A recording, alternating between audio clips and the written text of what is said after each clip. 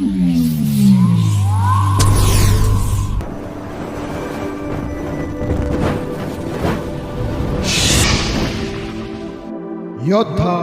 News channel.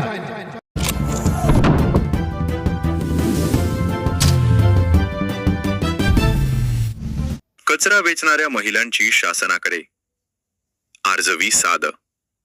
आमच्या नशिबी फक्त कष्टच का? राजगुरुनगर। आम्ही कचरा गोळा करतो, रस्ते स्वच्छ ठेवतो, पण आमच्या आयुष्यातील अस्वच्छता दूर करायला कोणीच पुढे येत नाही। अशा शब्दात राजगुरुनगर परिसरातील कचरा वेचणाऱ्या महिलांनी आपली व्यथा मांडली आहे। शहराच्या स्वच्छतेमध्ये मोलाचा वाटा असूनही या महिला आजही सरकारी योजनांपासून पूर्णपणे वंचित आहेत। अनिता, उज्ज्वला आणि संगीता यांसारख्या शेकडो महिला राजगुरुनगर आणि आसपासच्या परिसरात दररोज कचरा गोळा करण्याचे काम करतात। योजनांच्या रांगेत आम्ही कुठे?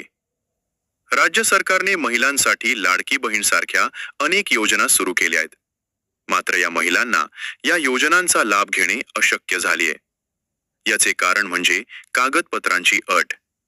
फॉर्म भरायला गेलो की जन्मतारीख विचारतात, शाळेचे दाखले मागतात। आम्ही शिकलोच नाही तर हे कागद कुठून आणणार, असा उद्विग्न सवाल अनिता यांनी केलाय।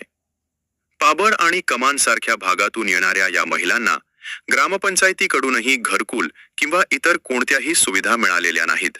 मुलांच्या शिक्षणाची चिंता। स्वतःला शिक्षण मिळाले नाही तरी आपल्या मुलांचे भविष्य उज्ज्वल असावे अशी या महिलांची माफक अपेक्षा आहे। शाळेतून काही प्रमाणात शैक्षणिक साहित्य मिळत असले तरी मोठ्या शिक्षणासाठी लागणारा सरकारी निधी किंवा शिष्यवृत्ती यांपासून त्यांची मुले आजही दूर आहेत। काय आहेत त्यांच्या अपेक्षा? शासकीय योजनांचा लाभ मिळण्यासाठी कागदपत्रांच्या अटी शिथिल कराव्यात। कचरा वेचणाऱ्या महिलांना सन्मानाची वागणूक आणि हक्काचे घरकुल मिळावे। मुलांच्या शिक्षणासाठी विशेष आर्थिक तरतूद करण्यात यावी। सरकारने आमच्या मुलांच्या शिक्षणाकडे लक्ष द्यावे आणि आम्हाला जगण्यासाठी किमान आधार द्यावा। हीच या कष्टाळू महिलांची शेवटची आशा आहे।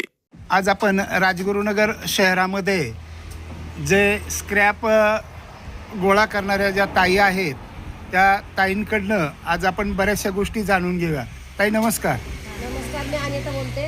आमचं हा कचरा गोळा करतो आम्ही, पण आमचे असे कुठं फॉर्म भरून घेत नाहीये, कुठं आमचे काही काम होत नाहीये, तर आम्हाला कुठं असं सहकार्य करून घेत नाही आमचे।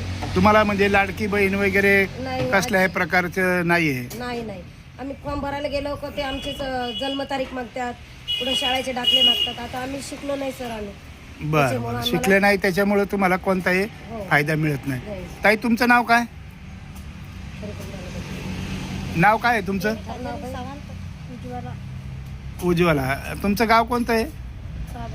पाबळ या ठिकाणी तुम्ही राहताय आणि राजगुरुनगर शहरामध्ये थोडंसं म्हणजे एक तुम्ही स्वच्छता बी करताय।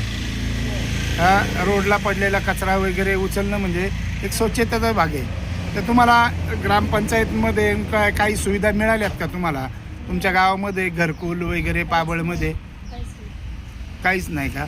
तुमचे मुलं शिक्षण वगैरे घेत असतीलच ना, तर त्या शिक्षणासाठी शासनाकडनं काही निधी वगैरे मिळाला आहे का दर महिन्याला, असं स्कॉलरशिप वगैरे असं काही? ताई तुमचं नाव काय? संगीता। राहणार कमन आपल्या म्हणजे राजगुरुनगर जवळचं कमान, बरोबर। आता तुम्हाला तुमच्या ग्रामपंचायतकडनं काही असं दिलं जात आहे का मानधन वगैरे असं? बा तुम्ही आज कसंही केलं तरी एक स्वच्छतेचा भाग कपडे त्यांना भेटतात, दप्तर भेटतं, वह्या पुस्तक भेटतं, दुसरं काय मुलांना। आणि असं शिष्यवृत्त्या वगैरे काय तुम्ही फॉर्म भरता का असं मुलांचे शाळेमध्ये? त्यांनी सांगितलं नाही अजून भरायचं। बरं। मग आता तुमच्या अपेक्षा काय आहे बा या महाराष्ट्र सरकारकडनं? तुम्हाला काय अपेक्षा आहे? आमच्या मुलांचं शिक्षण हवंय। अच्छा।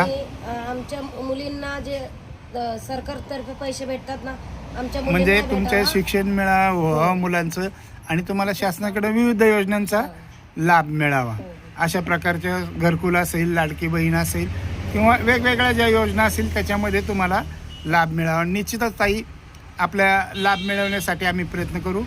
धन्यवाद।